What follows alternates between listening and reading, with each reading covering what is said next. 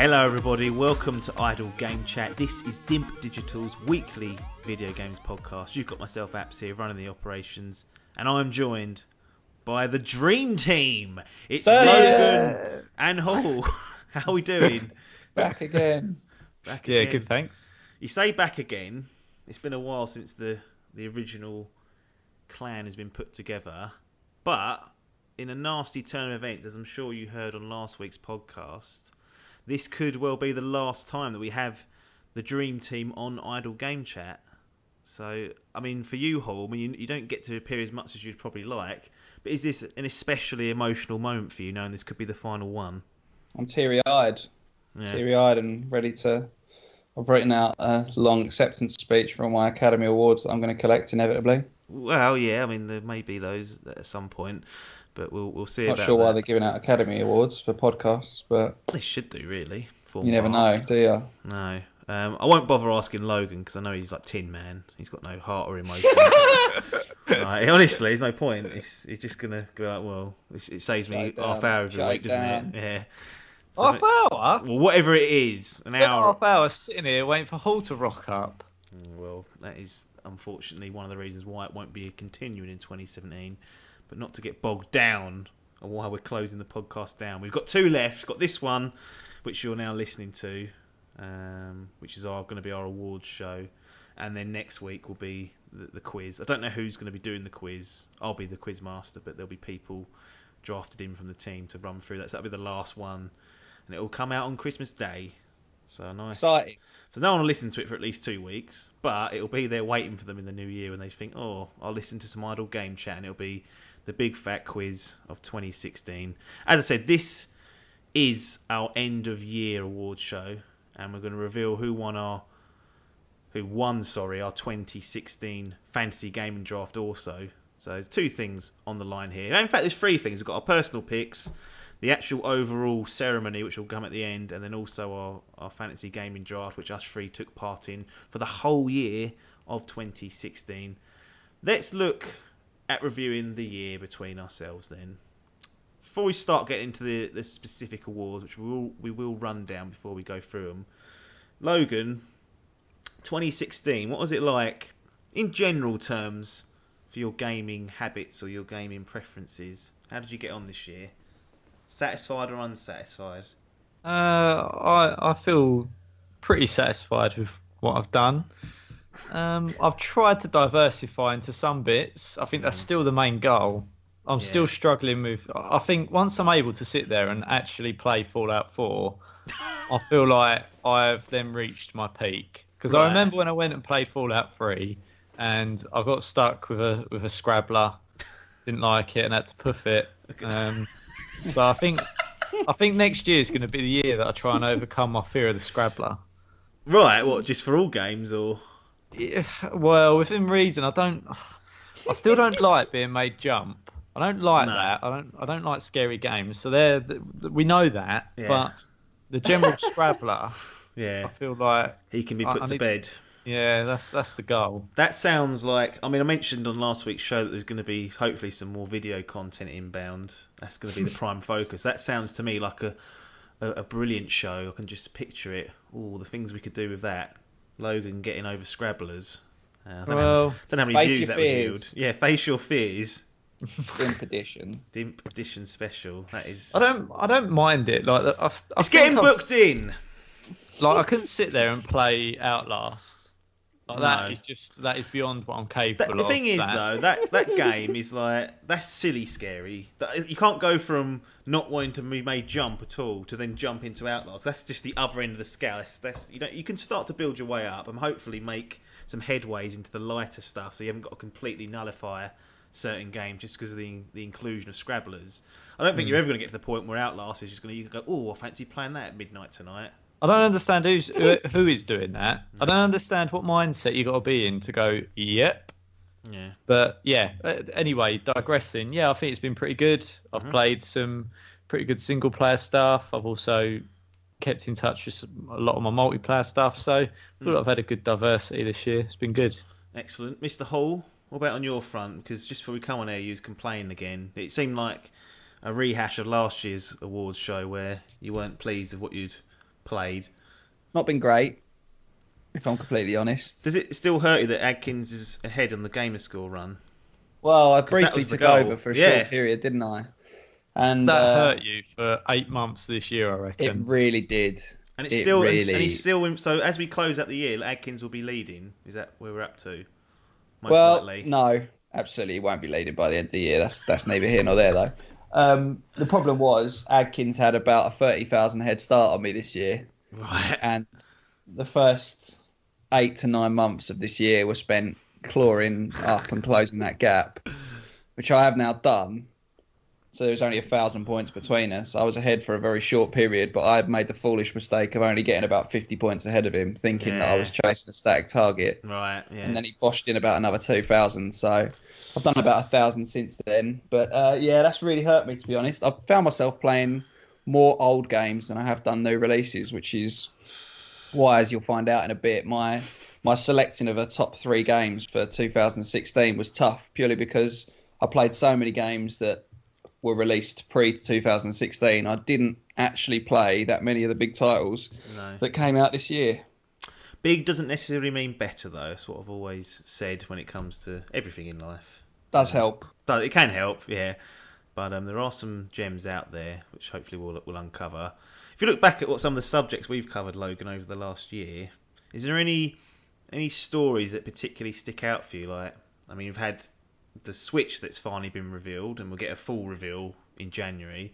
But we've also had this Xbox Project Scorpio. You know, that's now a real thing. That's coming out next year around this time. And also this PlayStation 4 Pro business. Is there anything other than those that have stuck out for you in terms of a big story in the gaming world? Yep, big story for me was Modern Warfare Remaster being announced this year. Right. That was good news for you. It was good news. From my perspective, I think most of the hardware they're releasing anyway. I don't be buying into that. I'm not sold by any of it. Although I think the biggest leap we've had this year is the VR stuff happening. Of course, I think that's completely definitely forgot about rather than big news. It's more. Was 2016 the year that the gaming industry changed direction? We could be looking at. Not at the moment, I don't think it has, no. But it could be the start of it when everyone looks back and they go, right, when was all this released? And they go, right, 2016, that's when it all happened. Yeah. I think one of the stories for me would be just how little VR has, had an impact so far. I'm not saying it won't become massive, but this year I was expecting it to be blowing up huge, and I just don't feel like it's happened.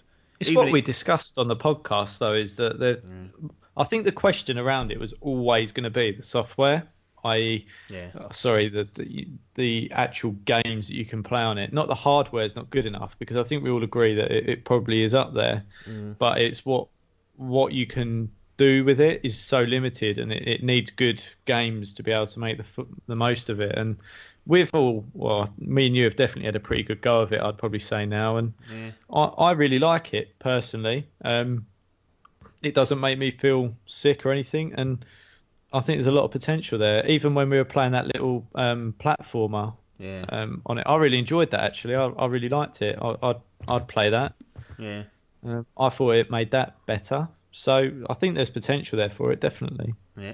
Hopefully that'll grow in 2017. Hall, any particular stories or phenomenons that have caught your eye? No, I mean, obviously the VR, like you say, coming in is obviously it looks like it's going to be the next step in gaming.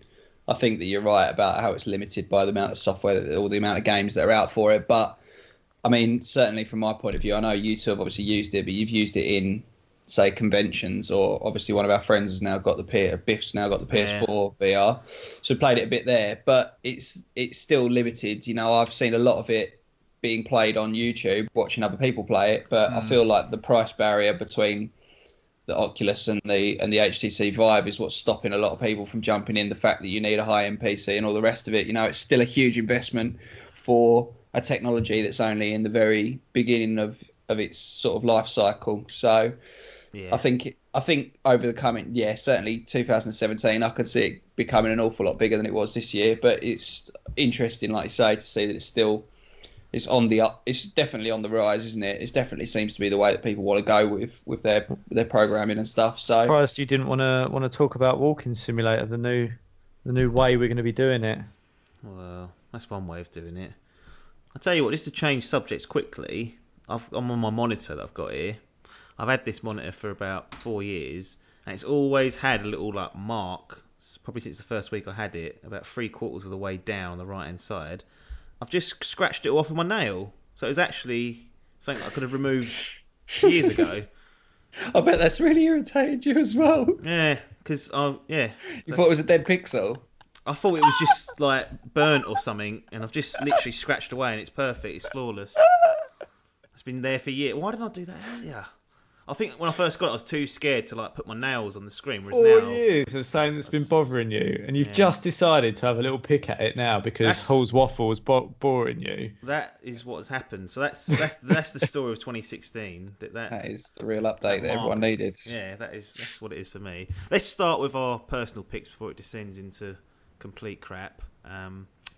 We have the following categories this year, so many of them will seem familiar to those that listened to last year's one. So we'll have our top 3 personal picks for Game of the Year, our biggest surprise, our biggest disappointment, the wooden spoon, i.e. the biggest pile of crap, and the one that got away is a brand new category that has been introduced, and that's essentially a game that we would have liked to have played, we're planning on playing, but just didn't get time to play it, or something along the line caused us to not get it, whether it was a price, whether it was a release, whatever it was. Something that's gotten away, but we can always recapture perhaps in 2017. Let's get all the negatives out of the way with. So, wooden spoon.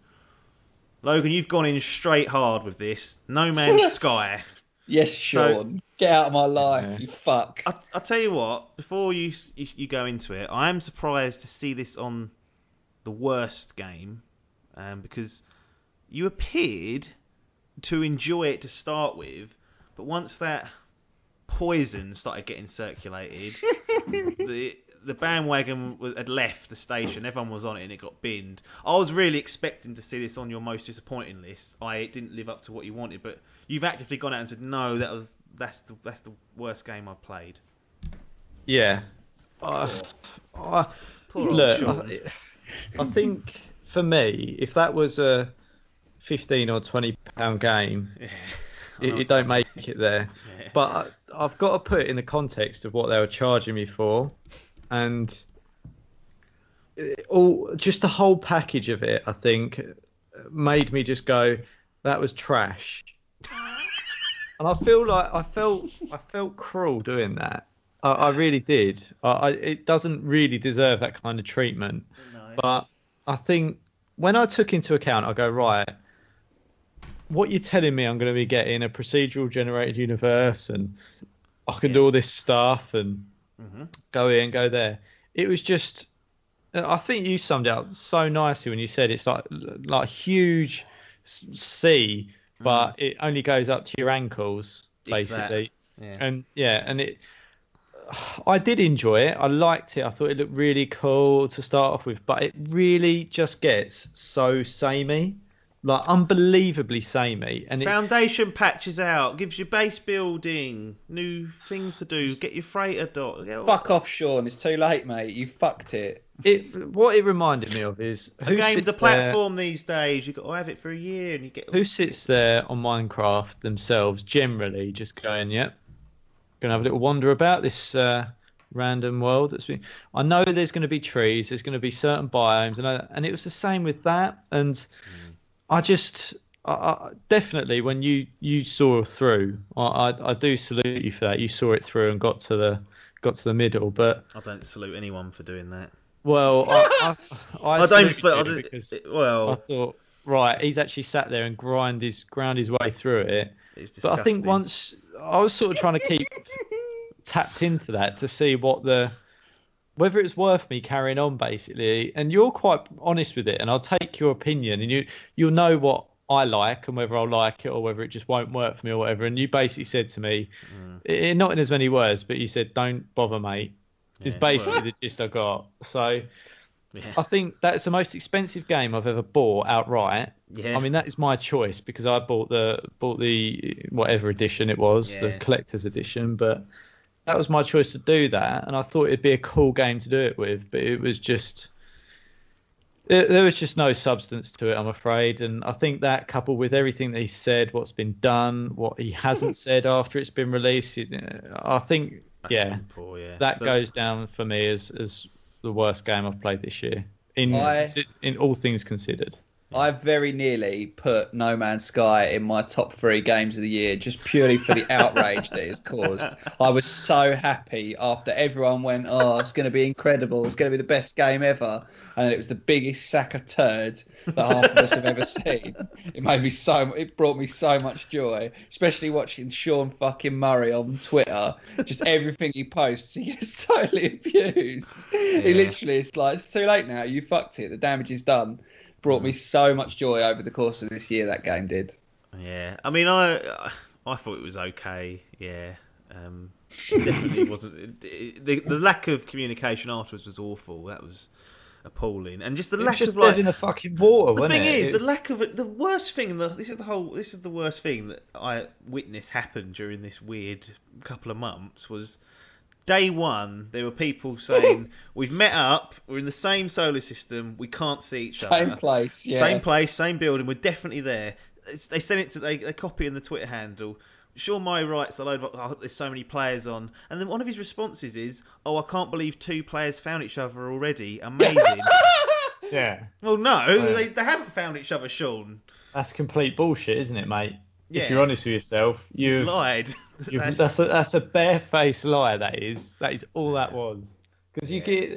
you can't do it. You No, can't see it's- anyone else. No, that's the biggest letdown for that part for me was just there, and yeah, it rightfully deserves its place on somebody's wooden spoon list for sure, absolutely.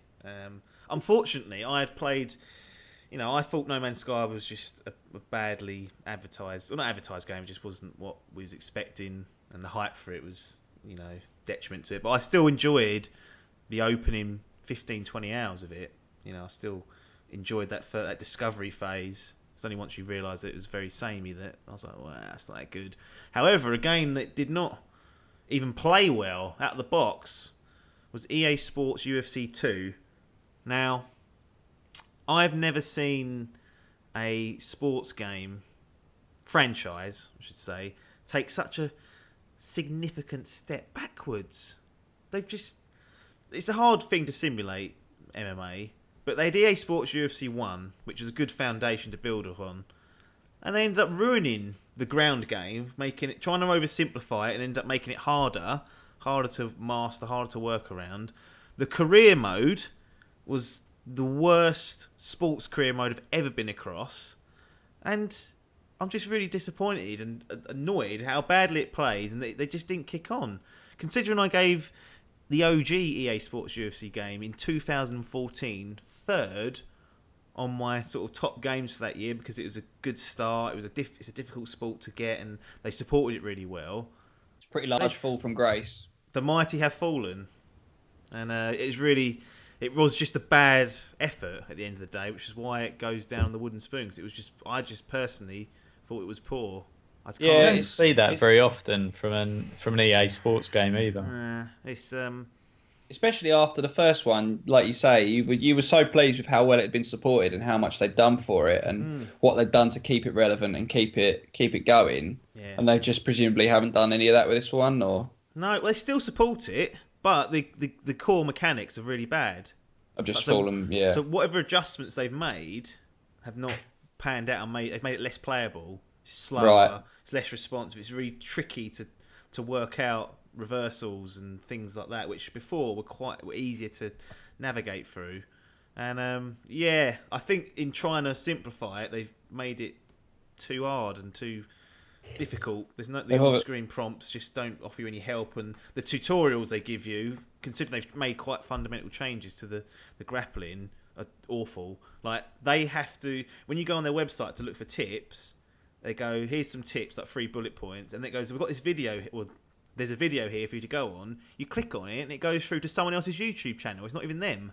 They can't even fucking work it out. Yeah. So, do you reckon they've done it to try and appeal to the masses more, or is it just?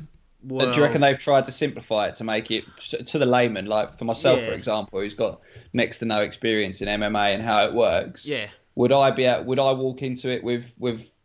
Do you think it'd be easier for me to pick up than the other one, or if you looked at it on a piece of paper and looked at the control schemes, you'd definitely choose a new one. But functionally, it doesn't work. Yeah. So it's the implementation of the controls that are just bad and have caused it to be a pain in the arse, basically. The other ones so inexcusable to get controls wrong in 2016, to get basic mechanics and control functions incorrect. Yeah, the inputs don't work. It's really unresponsive, sluggish, and poor. Really spoilt that game. I've still got it because I like having a crack now and again, and it's the only game out that it's got any sort of MMA print on it. So I play maybe once every couple of months, but in terms of an enjoyable experience, it certainly wasn't, and it's just a real letdown at the end of the day. Paul, we'll come to yours for the wooden spoon. Providence Poker. What is that? What has that made its way on here? What is it? How'd you get it? And what's going on? I've never even heard of this. I took this as literally as possible. When you said worst game, I didn't go for worst game that I've paid any money for, or worst free game that I've picked up, or anything. This is literally the shittest game I've ever seen. It is, as you can imagine, it is a poker game. Right. I mean, how can they get that wrong? I like playing poker. Yeah. I like my poker, and I thought, fuck it. This was in my I'm hunting down 1000G anywhere I can get it. Yeah. So saw it in the old store, downloaded it. It's just a fucking bag of shit. It's just absolutely awful. It's not poker. You could sit there and hold down the A button, and the result of the game wouldn't change. There's no skill involved. It's literally just fucking mangle. Just put all your money in the first hand every game. There's a 50% chance that the computer will call, and you might win. There is literally no purpose to that game whatsoever. So there's no AI that's you can no play intelligence to it. No, you go online and it's just you can play against other humans. Pointless because again, microtransactions. People have just bought money. Yeah. What's the point? Shit game. Get it out of my life. Never deleted a game so quickly after I've downloaded it. Didn't even give it time of day. Can you create an avatar or anything to personalise it, anything like that, or is no preset characters? Oh God! Real bag of shit, mate. Real unbelievable different level bag of shit. So obviously because it's preset characters as well, and there's only about 6 of them. When you go online, everyone looks the fucking same. Yeah. Top quality gaming. Well done. Poker. Who the fuck made that bag of shit? Well, there you go. That's the wooden spoon handed out. Let's move on to most disappointing. So this is something that's usually you were excited for. Yeah, and like last year I gave it to Metal Gear Solid 5. Still liked the game, but it wasn't. There was so many. No, it was what I wanted, but there was just story. Still bothers me, and that disappointed me the most. And it's the same here. Because I've gone for Mafia 3, because if there are two things that disappoint me or that I hate in gaming, it's squandering potential and wrecking a franchise that I love. And Hangar 13 managed both here. They chucked away. They did. They tick, double tick, straight on the most disappointing list. They chucked away one of the strongest subject matters I've seen for a video game story. And didn't even bodge that. The story side of it's really good. You won't see many games tackling race head on like they did. They've done a really good job on it. But they completely bastardised it all by making the game crap in so many ways. The Mafia formula was that it's a story set in an open world. And what they've done here is gone, let's take the Mafia formula, put it in an open world, and make all the tasks, all the missions, the lowest common denominator, open world shit that you have come to know and hate over the last 3 to 4 years. No. So cookie cutter, filler, crap, side missions, they act as compulsory main objectives. And the annoying thing is, they've got interesting story missions that are kind of in this world, but you are surrounded in compulsory rubbish. Yeah. And you, instead of a game being what should have been 15, 20 hours, it's 40 hours. And 30 of it is garbage. really frustrating, really disappointing because, like I said, the subject matter is there. The story they didn't bungle at all. It's a very strong story. Gameplay is pretty good. Like, it's decent. It's not the best, but it's passable. But the design around how you get to the end of the game is just one of the most disappointing journeys I've gone on, and I was really annoyed with that because, like I said, Mafia 1, Mafia 2, love those games. I love the unique way they did kind of waste the open world because you couldn't really do much in it, but I liked that. It worked well with what they were doing. And instead they've gone, no, let's make it full open world, but let's make everything shit. And that really and that did is upset that. me. That's why it goes on the disappointing list, because the double tick merchants there. Logan.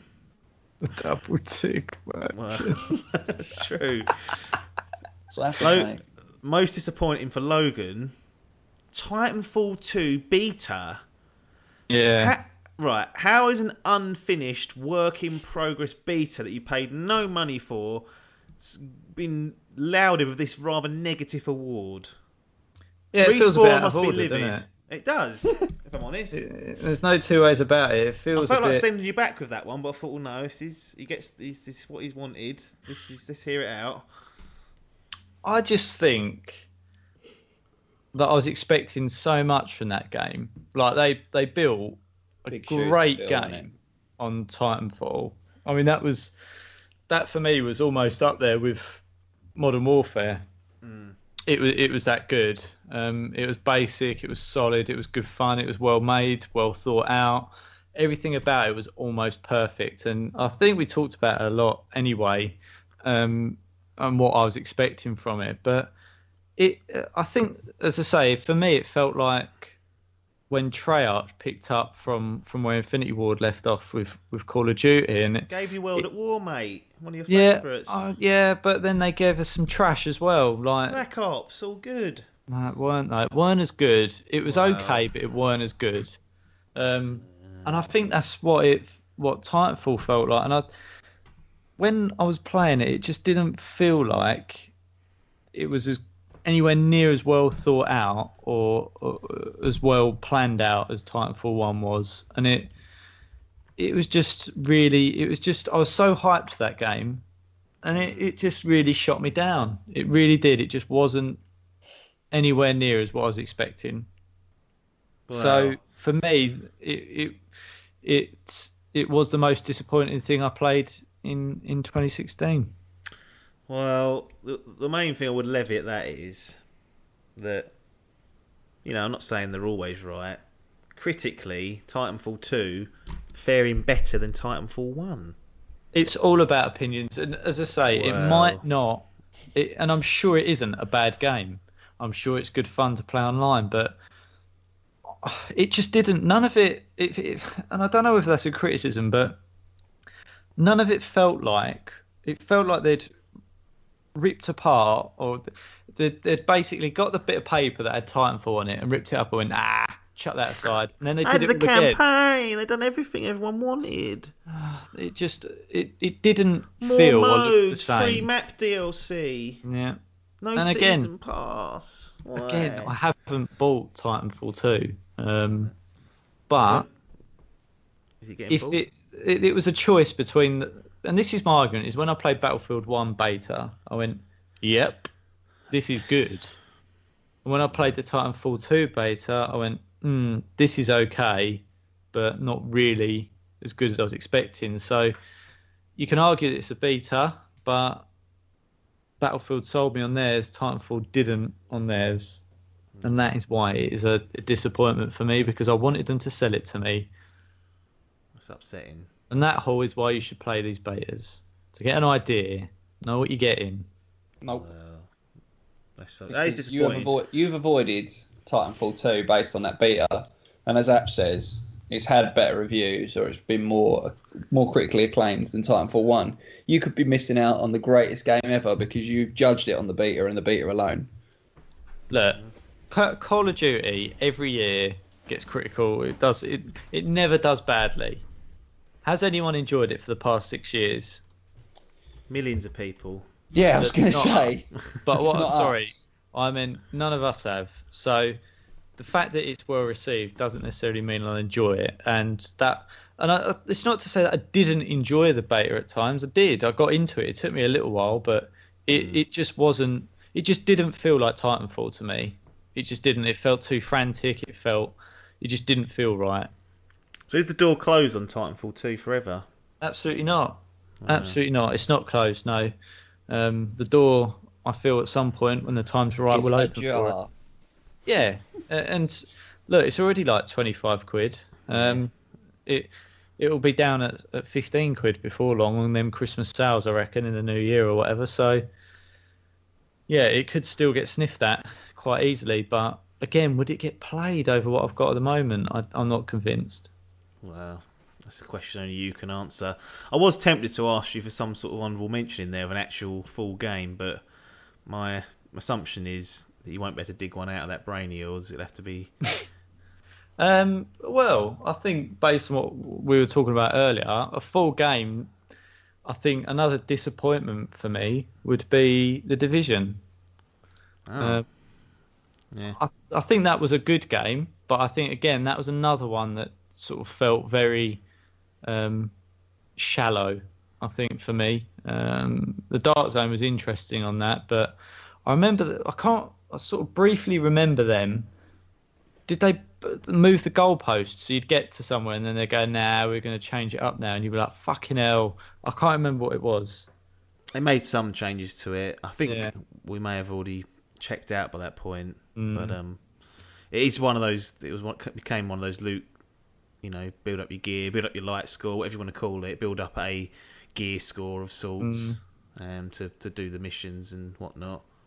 But we was talking about it, and I did enjoy my time in The Division, but it was instantly forgettable. Yeah. As soon as it was like a week removed, it was just gone from my brain. It was only when I started doing this list, I was like, fucking hell, that come out this year. I had like, no opinion on it still, and I was like, well, that doesn't bode well. That was such a hyped game as well, that was another one that everyone was raving about.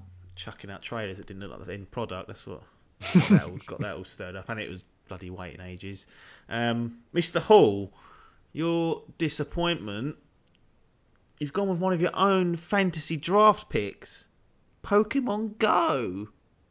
That's such a good call, that one. I completely forgot about that already. Sorry. But I don't...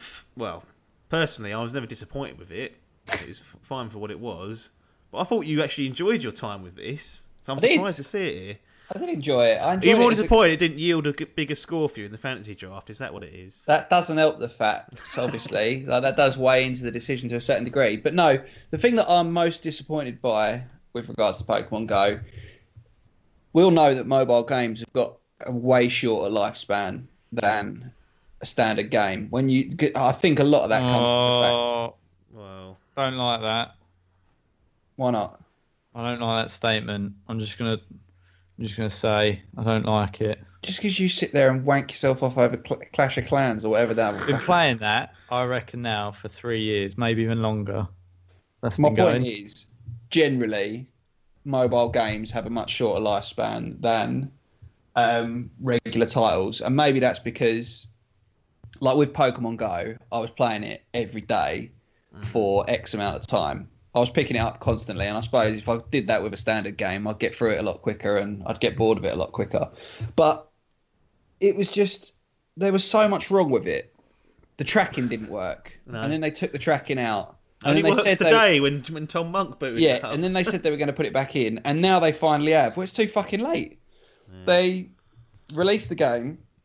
It didn't have all 150 original Pokemon, or 151, whatever you want to call them, because they held back the release of certain Pokemon on it. So you couldn't get the legendary birds, or Mewtwo, or Ditto, or Mew. You still can't. They have now just announced they're going to release new Pokemon into it. So some of the ones from Pokemon Silver and Gold, I think it was, with the next set. Yeah. Everyone's like, oh, right, okay, another 100 Pokemon, that won't be so bad. No, 3 out of 100 they're going to release, and still no legendary birds or Mewtwo. What the fuck are they doing? Wow. You know? It was so good for such a short period of time, but they need to keep updating to keep the crowd interested, and they just didn't do it, did they? Nothing changed in the game From day one where I picked it up, I played it solidly for probably 2 months, maybe 3 months. Things just slowly disappeared from it. And that was it. It was just like, exactly, because the thing is, you get bored. You don't want to go out and catch any more fucking Pidgeys or Rattatas or Spearows. I want to go out and have new bits and pieces around to explore. I want to do new stuff. You know, the eggs, yeah, okay, were all well and good. But when I'd walk 10k and I got a fucking shit egg or a shit Pokemon out of the egg, I was so aggravated with it. It just made me want to turn it off immediately. It didn't make me want to play it anymore. The fact that you couldn't have your screen, you had to have it on Pokemon Go for the eggs to register you walking. What the fuck is that about? Yeah, How is that not like a really simple thing to code out? There was so many things that could have made that game 100 times better than it was that they chose not to code in, and they're slowly waking up to it now when it's just too late because they've not got the fan base, they've not got the player base that they had a little while ago. Yeah. And it just felt like the whole thing could have been. And when you look at the adverts for it on a television, that was just a lie, wasn't it? That's not the game that you've released to us. I mean, how many of us turned off augmented reality mode because it sapped your battery too much, because it was too much of a cock cake to hold the phone up and flick it at a thing that was off in the bushes somewhere when you can just have it in standard reality mode and just do it from your hand. It was just, like I say, just so much that was slightly wrong with it. And don't even get me fucking started on the Pokemon Go Plus wristbands. You couldn't get it when it first came out because it wasn't sold anywhere. I literally looked online on Amazon for it a little while ago for that fucking wristband. Yeah. £80. 80 British UK pounds. UK pounds. Go and fuck yourselves. I ain't paying 80 quid. That's 2 AAA titles. Yeah. Are you fucking shitting me, Nintendo? Supply and demand. Dreadful business that was. Well, there you go. I don't think anyone can argue with that rant. Pokemon Go earns itself the most disappointing award from Hull. Let's now move on to some more positive things. From here on out, these are positive awards. They are positive, of course they are. Biggest surprise will be our first one. I'll kick things off. I've gone for Hitman. Very surprised how well this game turned out, considering they didn't even know how they were going to release the game. They kept changing their minds back and forth. It's going to be episodic. Oh no, it's going to come full, but you only get the first 2 episodes for 2 months. Oh no, every episode's going to come set. And I thought, they don't even know how to release this. There's no way the game underneath is going to be any good because they can't even organise the simplest of things. Yeah. But I'm pleased to come out and say that this turned out very good. The episodic version of Hitman was an enjoyable experience. I liked it all, and it was packed full of stuff to do. You had the main kind of targets that were coming out every month or every 6 weeks or so, and each time you had one of those, you'd get a new set of player-made contracts, escalation contracts, side contracts, and then occasionally you'd get these elusive targets that would pop up, which would only be available for a certain amount of time. They made a bit of a cock-up with that because it's only ever available for like 48 hours or 72 hours over a weekend. And I think from the feedback they got, some people were like, oh, that's great, but I'm away this week and I can't do it.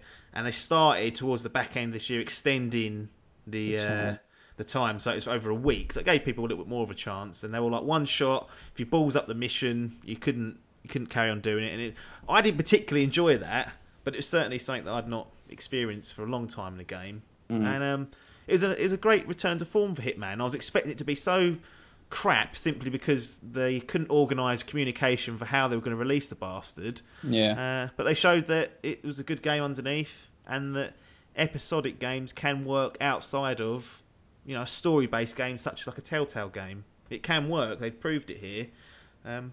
Do you think? Go on. Do you think that it being released episodically has helped, or do you reckon that's hindered it?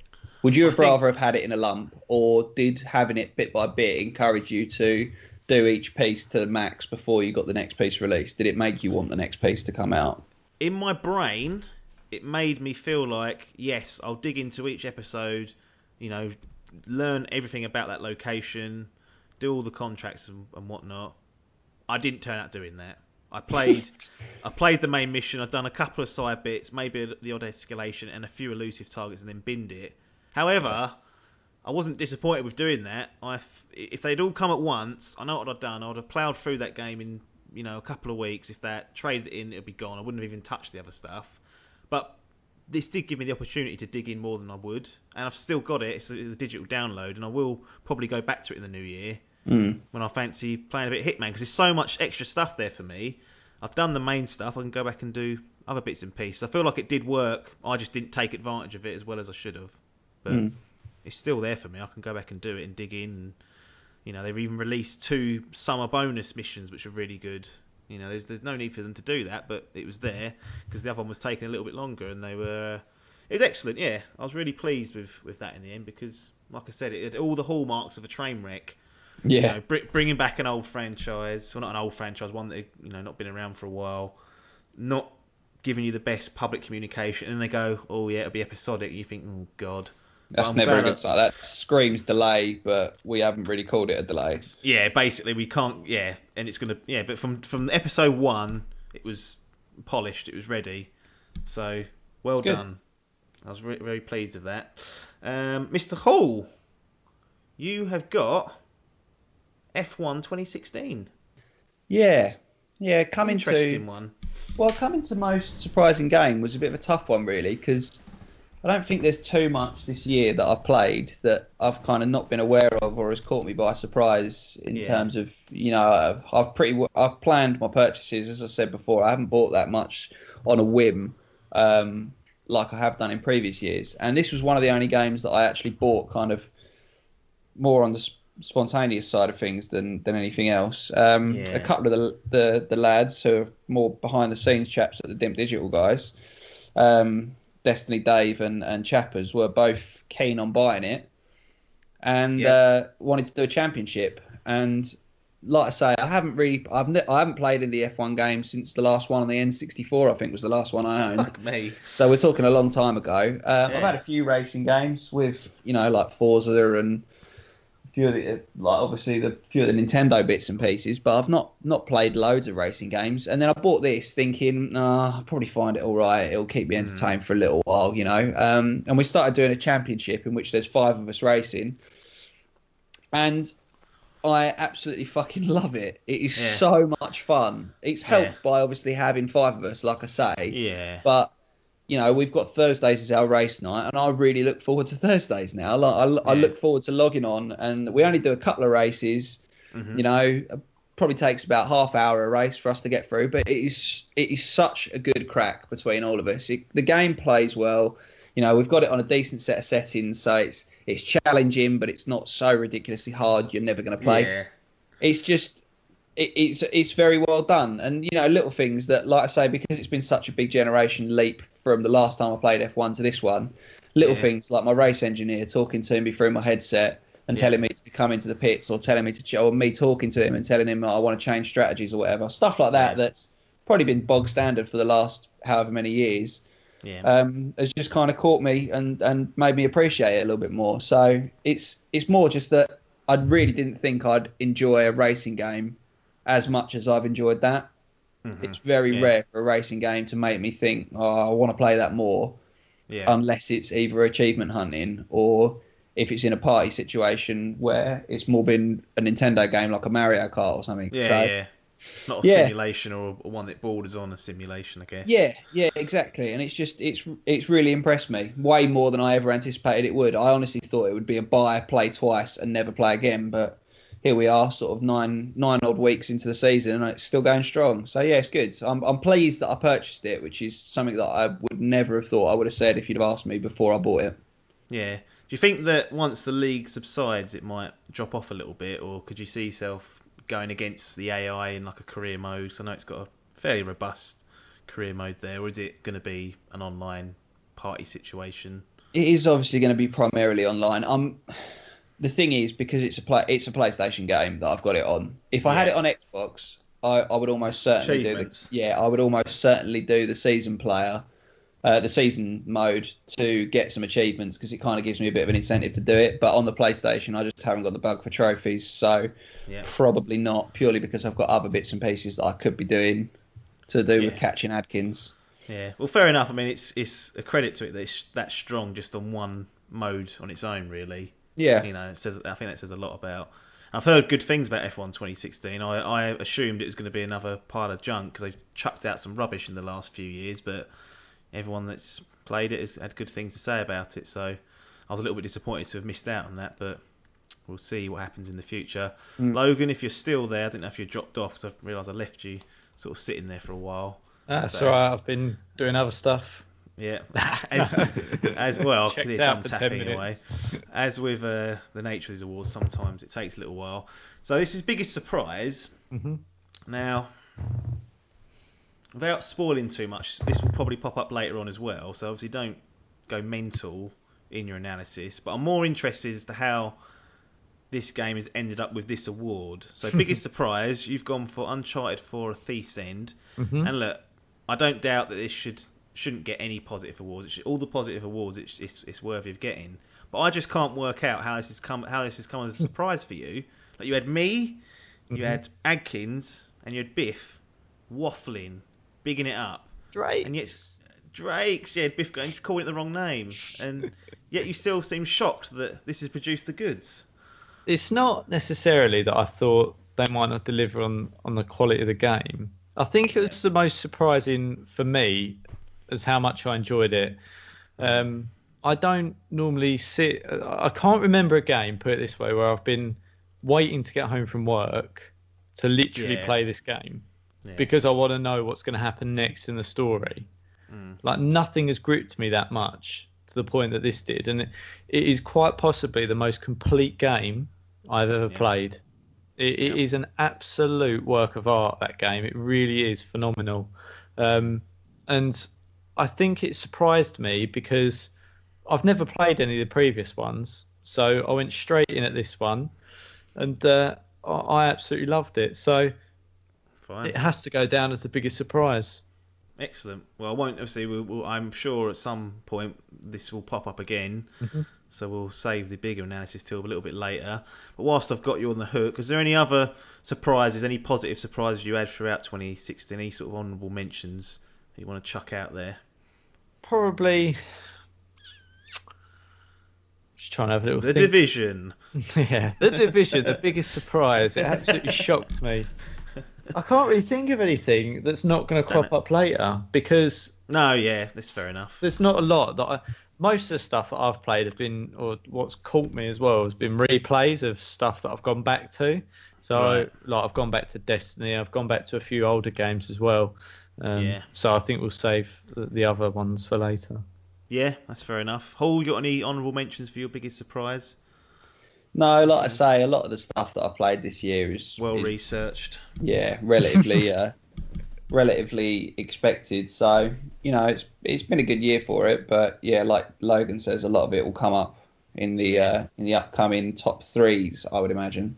Yeah, no problems. I've got one that I wanted to mention, and that was Ratchet and Clank.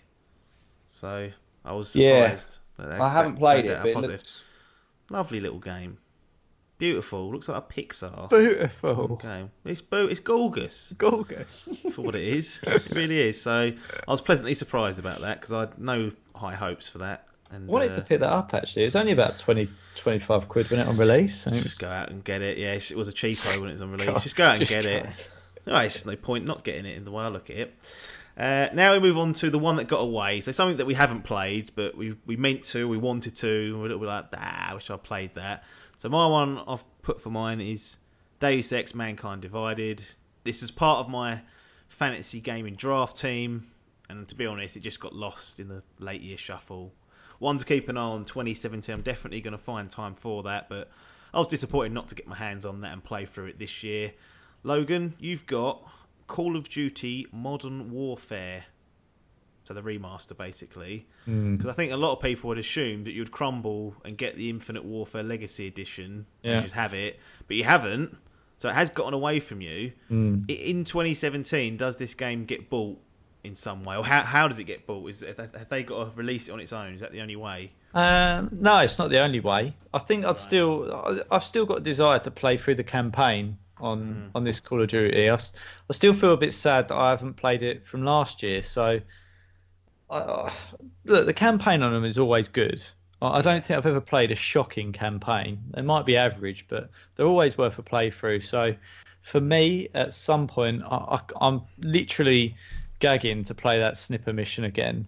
Right, yeah. I really want to play that. It's possibly one of the best missions ever done. So yeah, it is a surprise for me that I didn't get this. I think we've talked about it so much on the podcast over the past couple of years that this is my sort of my dream game, or it's the one thing that I always wanted to happen. And when it did, I didn't get it. No, that is, well, sometimes that's what the way it was. You had to buy Infinite Warfare, like an expensive edition of that, didn't help. I think a lot of people were in that boat. That was like, well, I don't like the idea of paying 70 quid just for that. So that was always bound to happen. Any other honourable mentions you want to chuck in there? That got away from me. I feel like Titanfall 2 slipped away from me as well. I feel like that's a slipper, which annoyed me. And I feel like Fallout 4 as well. Definitely. Well, I keep sniffing around it. 2015, mate. I'm sorry, mate. Well, it doesn't matter. It slipped away for another year, isn't it? It's just that keeps slipping. And bloody... what is it? FIFA Elder The Journey. Scrolls. No. Oh, well, Skyrim remastered, yeah. That is getting away from me as well. Literally falling away from me all angles. There's so much bits and bobs that I wanted to play that didn't really get around to being played. It's always tough. There's sometimes cuts have got to be made. Hall, you've got Uncharted 4 or Thief's End, so you're obviously impressed with what you've seen from it and the reception. Yeah, I mean, obviously anything that comes is highly reviewed and revered by pretty much everyone that's played it, seemingly, as that is obviously going to be a good game. I haven't played The Last of Us properly. I like bits of it. I've seen bits of playthroughs. I know that I'll enjoy that as well, and it just feels a bit sinful that I haven't played either of them. So I've got it though. I do own Uncharted 4. Excellent. I got it when I bought my PlayStation, which was Yeah. quite a while ago. So, and I got Destiny was bought at the same time, which really flushed everything down the toilet. Yeah. There's a little secret I should let you in on. There is amongst most of the Dimp, well, not most of the Dimp lot, amongst some of the Dimp lot, there is a PlayStation WhatsApp group, and someone said, "Oh, now Hall's got a PlayStation, you can add him." And I said, "No. He's got to pass. He's got to graduate. He's got to play through Uncharted 4, and then he can come in the group." I think it might be a Christmas time.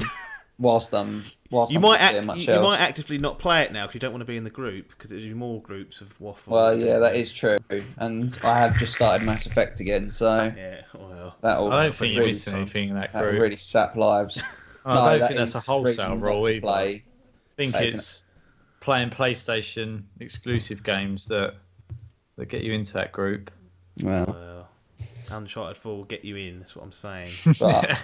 But lots of honourable mentions in this category. Yeah, go on. Lots of honourable mentions in this category. Reel them off. Right, Doom. Yep. I went on about that, obviously. Yep. Dishonored 2. Yeah. Oh, yeah. Fuck. Add that to mine. Yeah, looks great. You obviously gave a very good review of Dishonored 1. Yeah. Quantum Break. I know it didn't get the best of reviews, but again, you said it was a good, nice, relatively linear playthrough. Yeah. Not going to get too many surprises from it, but quite a fun game to play. Easy G's. Dark Souls 3. Yeah. Now I've got the PlayStation, obviously. Was keen to get into that, and I might do at some point if I've got the time and the energy. Final Fantasy 15. Yeah. That will get bought and played through at some point, I would imagine. Yeah. Battlefield 1. Yeah. Logan's obviously highly speaking of it. I haven't played it yet. It looks good, but I'm trying to avoid playing first person shooters as much as possible. Yeah. The Last Guardian. Yeah. Needs to get played. Civ 6. Definitely. Yes. Haven't got a PC capable of playing it at the moment, but I know Ben's been playing it quite a bit, and I've seen it. I've watched shitloads of gameplay of it, so I feel like I've got a pretty good grasp of the game. I just need a console or I need a PC to play it on. And Plants vs Zombies Garden Warfare 2. In your fantasy team. I fucking loved the first one. It was a fucking brilliant game. So well done, so simple, so stupid, but really well done. And the second one was really well reviewed, came out, great looking game, played really well apparently, and I never got round to playing it. It's on that EA Access as well, I think. It is indeed on EA Access now, yeah. So no real excuse. 1 month, £4 or something like that. You could have a go at that and many others on the growing library of EA Access. I've got a few honourable mentions. I've got Final Fantasy 15, Titanfall 2, Watch Dogs 2. I never thought I'd say that, but reviewed pretty well in the end and looked like all the mistakes that were made in the first one have been corrected. Didn't it? Exactly, yeah. Dishonored 2, Dark Souls 3. You know, energy-wise, that was going to be a zapper, but I did want to play it after digging into Bloodborne. And Civ 6. They were the ones that got away from me in 2016. I look at those, and Final Fantasy is a big ask. Deus Ex a big ask. Watch Dogs is a big ask. Dishonored is an okay ask. Dark Souls is a massive ask. I just thought they're all time sinks. Yeah, this is the problem. They're all like there was very few on my list, other than maybe Plants vs Zombies, that are kind of short pick up and play games. You know, there's a lot of stuff. Blast through Quantum Break, I reckon. You could do that in maybe Quantum Break, Last Guardian. They'll probably be the first ones that I look at picking up. But beyond that, no, there's a lot of time sapping in a lot of those games, unfortunately. Yeah. Let's move on to our personal picks, starting at number 3. So, Logan, I'm going to start with you. Battlefield 1 undoubtedly has made a mark on you. It's gone in at number 3. Talk to me about the beautiful Battlefield 1. And this, as far as I know, is primarily based on just the multiplayer, because I don't think you've dug even into the campaign or too much at all. No, I've done the opening bit, and I've done online. Let's start with the bad bits on it first, though. It's got the most appalling menu system I've ever witnessed in the whole of the world. Just quick, if the menus were better, would it have placed higher? No. All right. Damn. No. It's just merely. I don't know who in testing signed that off as acceptable. And I've even tried scouring the internet to see if it's some setting or something that I've got wrong. But it is just diabolical. You cannot quit a game. It was poor in the beta, wasn't it? But it's even worse. Yeah. It is worse, I guarantee you, in the release version, which just astounds me. And I was they're doing a list of balancing and fixes and whatnot soon. And I was scrolling through the list thinking, well, they're surely going to do something about these menus. Nothing. Nope. Not even a mention. Not even acknowledge they're crap. So, yeah, that is a frustration. It really is. It's so annoying because you'll be online. Like I'll be online with Pete playing, and someone else will come online, and you'd normally just go, after this game, we'll back out and get them in the party. Yeah. And this one, you go, I'm absolutely not, because the only way of getting out of that is to dashboard and then start all over again. That is the only way. That can't be accurate. No. That's horrific. I guarantee you that it's that bad. If you press quit, you'll sit there for 5 minutes maybe. So it's quicker just to close the application and reboot it. Yeah. It is appalling. Anyone knows what I'm doing wrong, please do send us a message or tweet us. Let me know. But I can't figure out any way of sorting that. But on to the good bits anyway. It is everything you'd expect from a Battlefield. You know, it is epic. They've done it really well. So I think a lot of people would agree that in World War One, which is what it's based on, that there was M1 Garands and some basic machine guns and whatnot, and they didn't have an awful lot to play with, but they've been given a bit of creative license. Yeah. Within reason, that it's not unrealistic what they're offering you. It's so well done. It really is. As soon as you're in one of them games, it is just so much fun. The maps are all really well done. I don't think there's any maps that I'd say I dislike. That you can blow holes in buildings if people are camping a building, you just get a rocket on them and blow them out of there. Bloody run a tank through half of it. You can run a tank, you can get in there and bash shit down, knock stuff through. Yeah, it's just... It really is, and it looks great. It really does look great. It depends what you're after. I mean, the one thing I love is the bullet. You have to... you can't, if someone's miles away from you, you can't just get your crosshair on and shoot them. You have to predict where they're going. Account. Yeah. And I really like that realism, and I've always had a thing for World War One and Two. I think we all know that. So this for me was an absolute dream game. Excellent. Well, that's apart from menus aside, that sounds like a Appalling. Yeah, it genuinely that brings it down 5%. Like it doesn't affect its rankings here, but no. If I was rating it on a percentage, it knocks 5% off it because it's just so poor technically that bit. That is not good, but it's good that the game isn't overshadowed by that, and it's still. And by the way, the intro to it is awesome as well. Right. Before you do anything, you're sort of going through these. It's not a spoiler, but you're just going through different perspectives in a battle situation, and it's just like a little homage as to what happened in that war, and it acknowledges how barbaric it was at times and stuff. Yeah, and it's quite a touching opening as well, an introduction to the game. So, yeah, hats off to him. Excellent. Hall, we can always trust you to sneak a remaster of sorts on it. It's more and just this year, vague attempt to include something to do with Nintendo. This is what it right. Totally this year out of it. We've got Legend of Zelda Twilight Princess, or as you called it, Twilight Tim. Text earlier. Real typo. I thought, what on earth's Twilight Tim? I've never heard of that before, but no, it was Twilight Princess on the Nintendo Wii U. Classic game, and I guess they've just having been able to bring it back to life with some improved graphics has, brought back some nice memories. Yeah, finally made it into an HD game because the Wii. Yeah, I forget about that. HD. Yeah. It's just a good game. It plays well, and it tided me over nicely for a Zelda game to play whilst we wait, I should say, for the Nintendo Switch. But to be completely honest with you, a lot of the reason for inclusion for this was when you look at the list of games that got away from me this year, I had such a long list of titles of stuff that I wanted to play. I don't feel like I've really played that many big name titles that have been particularly great this year. And I really struggled to come up with, because when I say top 3 games of the year, I want to pick 3 games that have blown me away. Yeah. I don't want to give you like the best of a shit bunch, Yeah.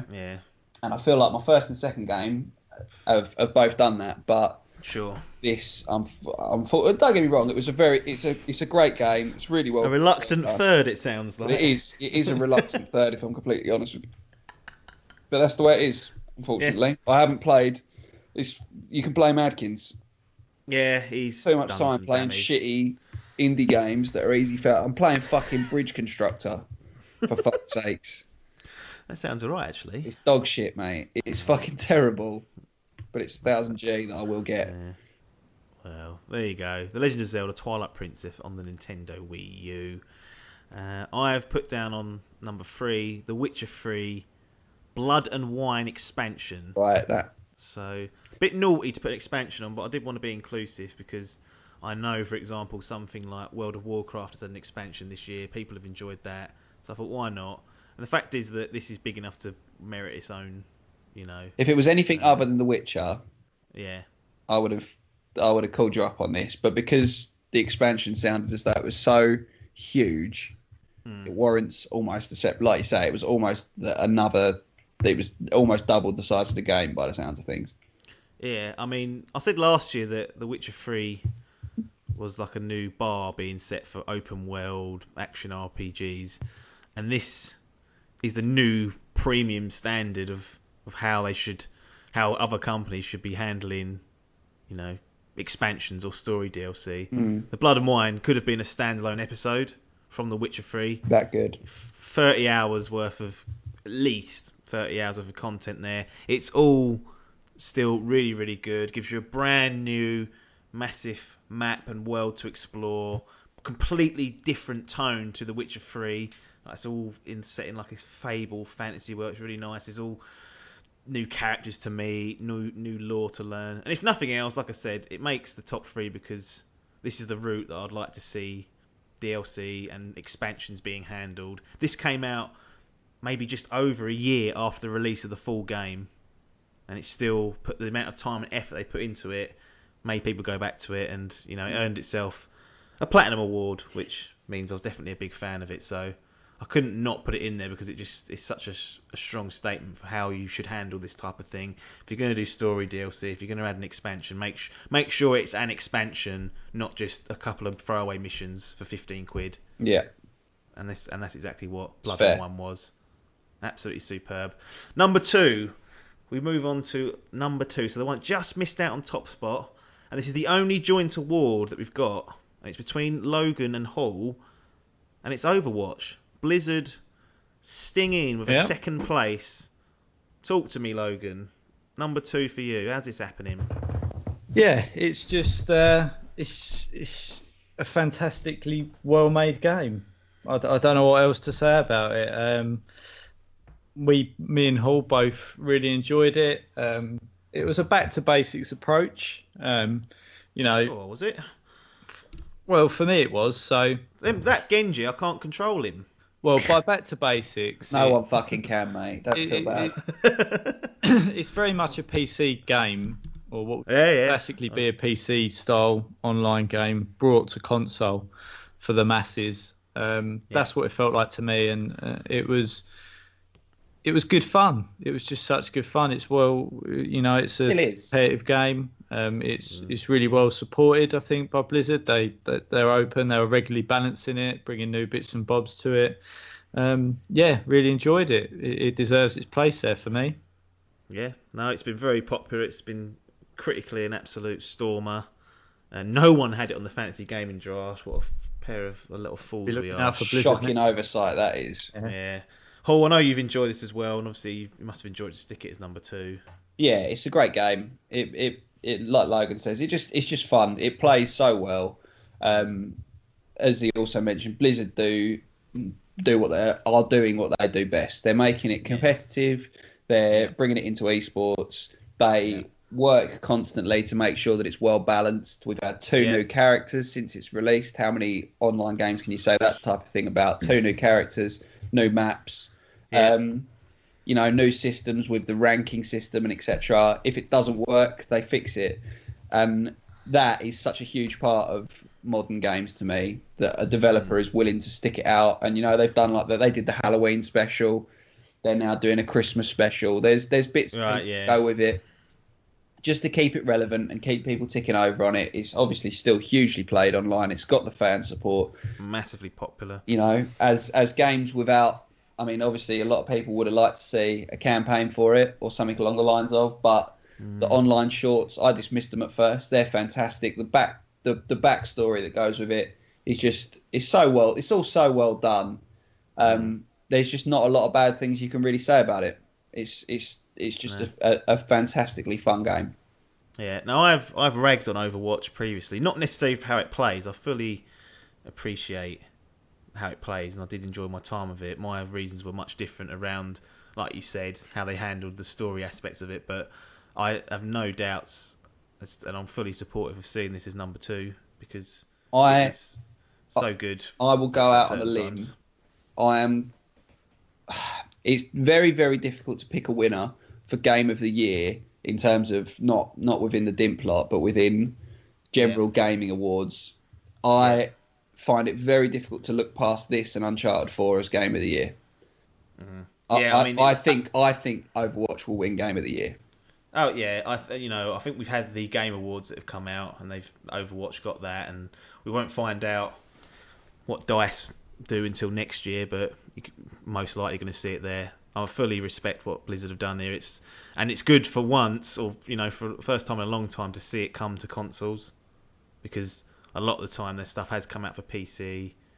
Diablo 3 is another exception of that, but they haven't done anything really that could fit on a console properly, and it's good for them to do that. And I think they're reaping the benefits of having that market jump in and enjoy their game, and it's only going to extend their reach they have in the gaming world, because they've done a really good job here. Yeah. Aside from the gripes I have, but that's a completely personal thing. The game itself, mechanically, balance-wise, superb. Yeah.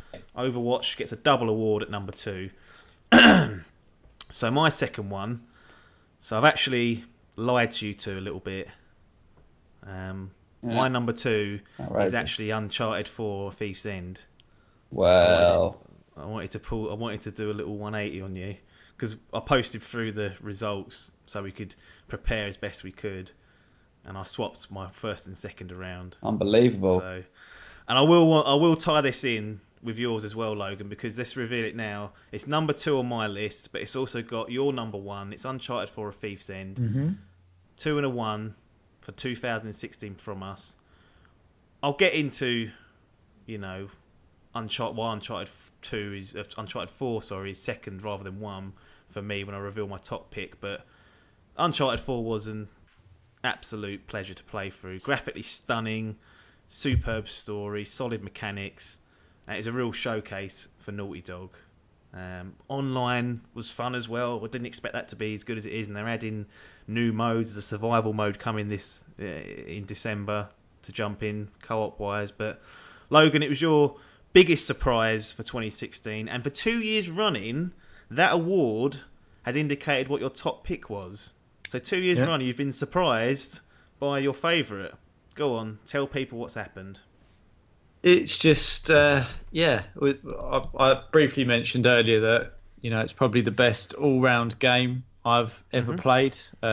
It's got a bit of everything. It's got a bit of puzzle in it. It's, it builds on the characters so well. It gives you enough backstory, but not too much.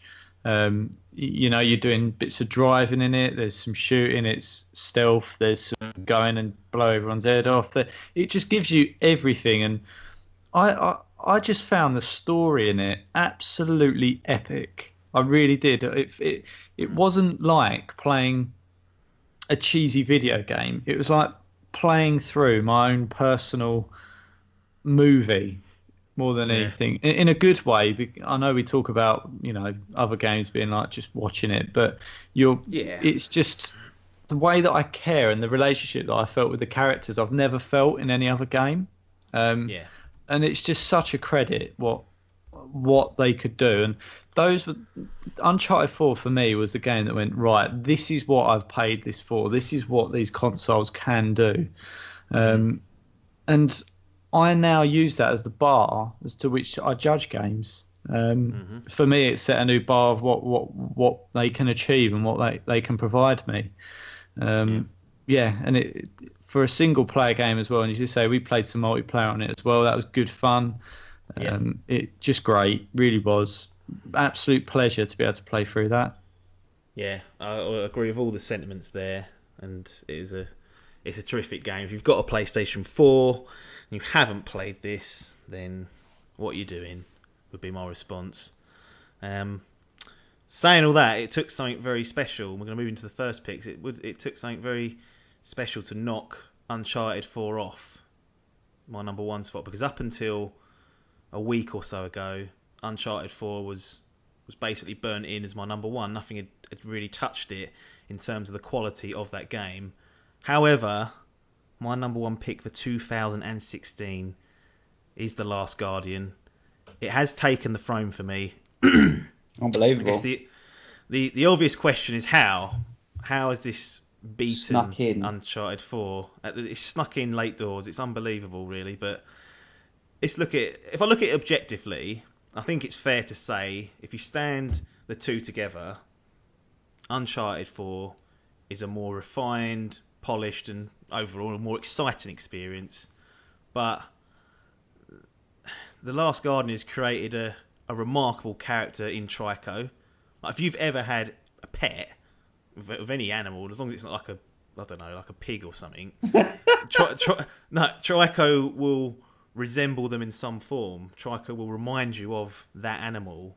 And what really takes that part to the next level is how believable Trico is. The animation, the design, behavioural wise, all the mannerisms that you see. It's remarkable. Then you sprinkle in an emotionally compelling narrative, and you've got a special game in your hands. Yeah. Now it's not without its faults. Camera, or bad, like honestly bad at times. I don't think I had as much problem as what some people did, but it isn't good. And primarily, it being a puzzle game, people are bound to get stuck and frustrated with it. Yeah. Because, it's difficult to... If you can't work it out, it doesn't seem obvious, you get pissed off with the game, not yourself. And, that will happen to people. But no game has ever given me a genuine, emotional pump as much as this has about the characters and the story. And in a video game, that's a strong thing to experience. It's a fantastic adventure, and I'll remember The Last Guardian for the rest of my days. I can't believe how much it kind of snuck up and just. I mean, not heard loads about it. It's just kind of gone. No, what happened? Obviously, it's had a big build-up, being in development for nearly 10 years. I think it ended up being 2007 they started this, and everyone assumed it was getting cancelled. E3 2015 rolls around and it gets revealed. I've not played Shadow of the Colossus, or I might have played Ico then actually, but not Shadow of the Colossus. But the people that have played those games on the PlayStation 2 when they'd come out were, that's some of the best games I've ever played. Like Tom Adcock, who we've had on a few times, that's his favourite game ever, Shadow of the Colossus. So he was really looking forward to it. But I was never really in that boat. I was like, it looked good and it looked okay. It looked a little bit scruffy, if I was honest. And in some parts it is scruffy, but I can't not put it as number one because it was just so powerful. And when a video game does something like that for you, it's rare. Steps over. Yeah, it's rare, and it steps over everything else that was in line. It's certainly not for everyone, but if you do have the same or similar experiences to me, then I don't think many people, it will stick with people for a long, long time, whereas most games will fade away with memory, but this won't. Very, very powerful. Last Guardian, number one pick. Impressive. For me. Mr. Hall, Gears of War 4. I played it, and I'm not saying it's a bad thing. I was surprised. Decent. Real toss-up between this and Overwatch for the top spot for me. Overwatch fans will be livid, by the way. They go, you've had 4 of them. Yeah, that is true, and I think that's factored into why I love it so much. But let's give them the quote. You fucking love Gears. I do. I fucking love Gears. It's such a fucking great game. It's such a great fucking series. And we've been playing through the campaign, me and Logan together. On Insane. Yeah, I've been that. It was such slow progress. We were going. It was a genuine test. Our friendship. It would have been game over. It was a genuine test. We were killing each other at point. Because it is so fucking frustrating. Because you don't go down but not out. It is the most infuriating thing in the universe. But I love that. One stray explosion puts you out of your misery and you can't even recover. That's the thing. And the thing is, though, I love it. I love the ridiculous toughness of it. And it got to a stage where Logan he just said to me, I know you could sit here and do this all night and we could not make any progress, but I can't. And I was just like, right. I've got a life to lead. I want to make some progress. Yeah. And I was like, there was one mission we were doing. And we'd do it all, and we'd get to a bit where basically I kept getting my head blown off by a missile. And it was just ridiculous. Like, I'd go to poke my head out of cover for a split second. Missile. It was, honestly. It was unbelievable. It was unbelievable. And you'd get there, and we were so close at one point as well, and it just literally like one enemy away from doing it, but we didn't fucking get there. And in the end, after a session of not getting any further, we were like, right, we're lower the difficulty. So anyway, that's neither here nor there. The fact of the matter is, the game itself plays brilliantly. Yeah. Know exactly what I would expect from a Gears game. The storyline, from what I've got of it so far, is okay. It's not incredible, but it's more than suffices to keep me entertained with it. Yeah. The online is, other than the diabolical matchmaking system, is very, very good. And when I say diabolical, I mean I saw you tweeting. I've never been so infuriated in my life. This is a new release game. There is people online that want to fucking play it. Cut the bollocks and searching for 15 minutes. 15 minutes, and that's no exaggeration. That's literally 15 solid minutes, and it couldn't find a game to put me in. Fuck off. That ain't the case. You're just shit. But once you do get in a game, It's absolutely excellent. I've had a very brief dabble in the Horde mode. Loads of fucking fun. Exactly what I want from Horde again. You know, Yeah. It's got the complete package for me. It's got a story that I'm going to play, a campaign that I'm going to play, which is pretty rare nowadays, to be honest. Yeah. It's got a multiplayer that I'm going to sink hours into. I've probably played about 15 hours online, I reckon, and I'm still loving it. And it's one that I can play on my own or with Logan or with friends. Like it's just, for me, it's been the complete package this year. Overwatch was way up there, but it has died off a little bit as other bits and pieces have come out and as other things have appeared. And if that had a little bit more longevity, I'm no doubt that I will go back to Overwatch and play it some more, because I've been watching some gameplays of it recently and I've been watching some Twitch streams of it. It makes me want to play it again. But at the minute, Gears is where it's at for me. Gears is what I'm sinking my teeth into, and it's what I'm enjoying the most, and it's what I've enjoyed the most all year, I think. So yeah, worthy winner of the first place in my top 3 ranking. Excellent. Gears of War 4, Mr. Hall's personal number 1 pick. Mr. Logan has Uncharted 4: A Thief's End, and I shock the world with The Last Guardian as mine. Stunned. I've got chills talking through that again. It's really weird, but it's so good. We won't talk about it anymore. Let's move on to our final piece. Well, actually, not our final piece. We've got the ceremony coming up after this. So basically, that was 3 of the Dimp Digital team's personal picks, and what we're doing is each member of the crew has been given a deadline to hand in their votes. They are in the process of being counted, and they will be revealed at the end of the podcast in the form of a ceremony, and that will be our overall as a team. Here are our single awards for each of the categories we've gone through. But there is some unfinished business for 2016, and that is the Fantasy Gaming Draft. Wow. So at the start of the year, we all went away. We all came on a podcast and discussed and went through a little game where we picked 5 titles that we thought were going to review well, and all of their scores essentially have been totaled up throughout the year, added, and we have a winner. Finally, we have a winner to this year-long process. Before we reveal who that winner is, did you enjoy doing this, lads? Yeah, I did. It was good fun. Yeah. Excellent. I'd have enjoyed it more with a different result, if I'm honest, but Don't be a moron then. well, I fucked it, didn't I? Went followed my heart instead of my brain. Yeah. Hashtag Logan knows other than one. Hashtag Logan fucked it worse than I did. Yeah. So let's reveal the winner. In case you couldn't guess from that.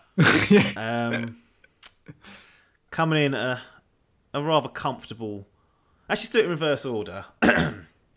In third, with 326.78. All these scores were taken from Game Rankings about an hour and a half ago, and we took the best score from each platform. So with a team of Dark Souls 3, The Last Guardian, Recore, Mass Effect Andromeda, Doom, it's Logan with 326 in third place. Disappointing, isn't it? Well, you've been costed by one game. Yeah. So this, if we look at that, you've got Dark Souls 3, which is a 90.4. You've got The Last Guardian, which is about an 83, if you round it down. Recore, 63. That let me down. That has let you down. Mass Effect Andromeda scores a big fat 0. And Doom, 89.09. So other than Recore, they're all acceptable there. But you've made the mistake of putting something in that didn't come out. And all you would have needed was another game that scored 87 or higher to win the championship. Mm-hmm. Across the 4 that came out, you've averaged 81.5. Yeah. It's not bad, is it? That's good. I've done all right. If fucking Mass Effect does what it should have done and come out this year, then I'm laughing. It was always a risky pick. It was always sort of sniffing around the end of this year. And there was always a risk that it could get moved out, and that happened to be it. But I just didn't expect for a big game like that to be moved out as far as it has. Well, that is what's happened, and that's what ultimately costs you. Yep. You would have only needed 87. Yep. which Mass Effect, if you look at the past ones, all scored at least 90. Mm-hmm. Unfortunately. So a disaster for the young boy. In second place, with a team consisting of Star Fox Zero, Gears of War 4, Metroid Prime Federation Force, Pokemon Go, Plants vs Zombies Garden Warfare 2. Should never have been allowed to get this. It totaled up to 371. It's Joshua Hall.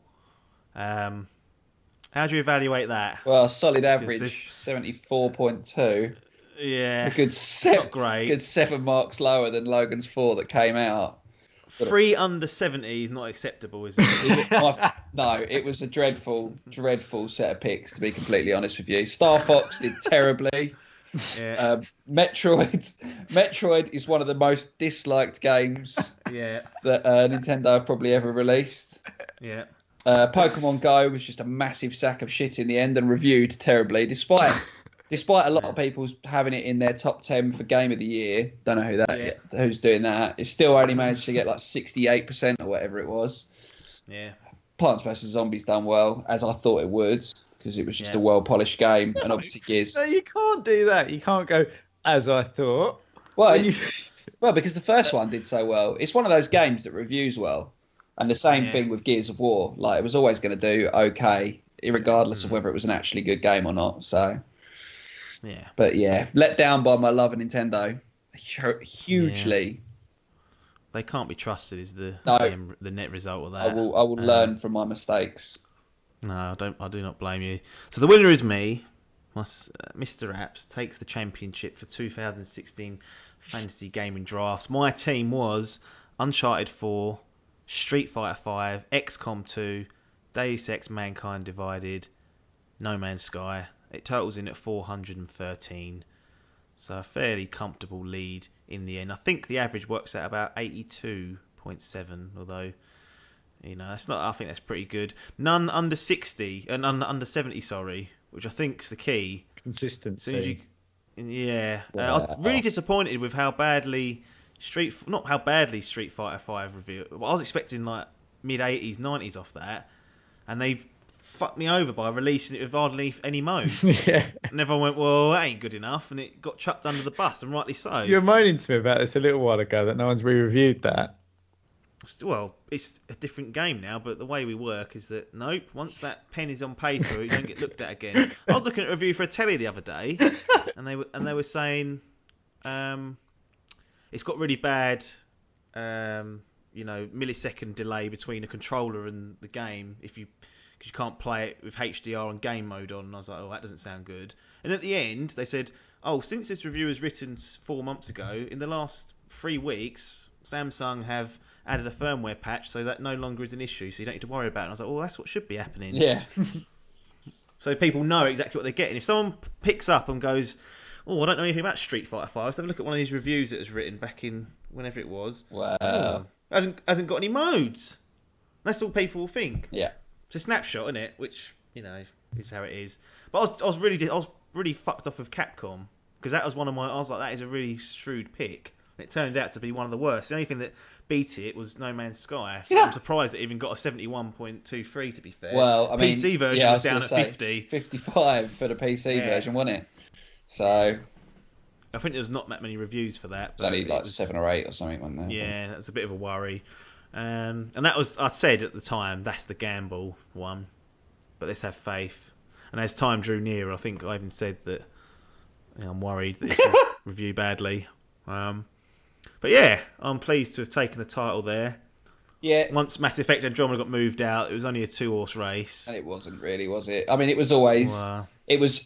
We knew relatively early in the year how the result was going to pan out. It was really just a question of how close it was going to be, I think, wasn't it? And as I said, it shows that shrewd picking and using your brain favours using your heart and following your dreams, like I did, unfortunately. So, congrats to you, Apps. Well played, sir. I got let down by those cunts.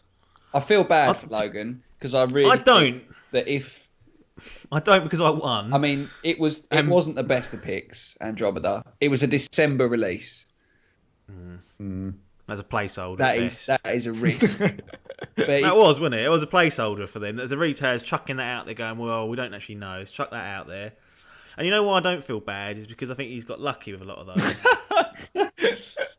Like no, Dark Souls 3 fine. Last Guardian could have easily have been a disaster. 9 years of development hell. Fortunately, it's not. Research.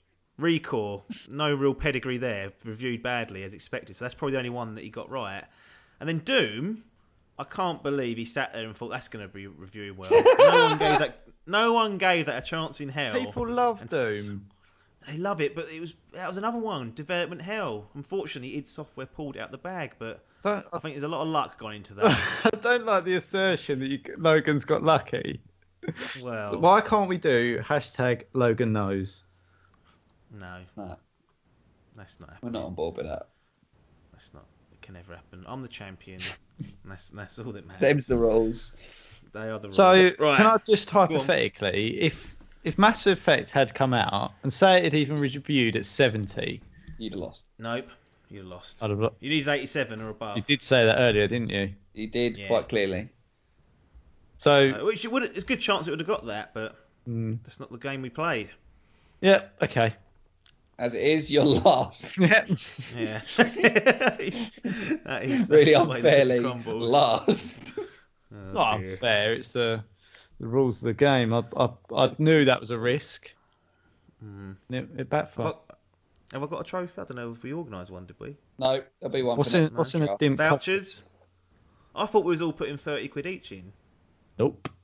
Didn't get that memo. I think that's what should happen. Who's Out of retrospectively, office on, I must have considering got that email.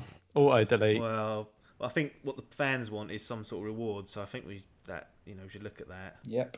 and get some sort of money towards me. You win a And then 360. next year we won't bother with the money. We'll just sack it off. But I think this year's, as like the inaugural winner, a prize should be given in the form of cash or vouchers. I quite like Amazon at the moment. No. No. You win We'll the talk about that off You air. win the opportunity to present the awards to the Game of the Year winner this year, once To be the fair. votes are in and polled and counted. The title is enough for me. I don't need rewards. Just about to have my head held high is all I want for the last few weeks of December. Higher than us two fucks, at least. Exactly. Know my shit. Right. I'm going to let you boys slope off because it's been a long evening for us all. Thanks for joining me. We will speak again soon. The rest of you schmucks, stick around to hear the official 2016 Dimp Digital Game Awards ceremony. We'll see you after this.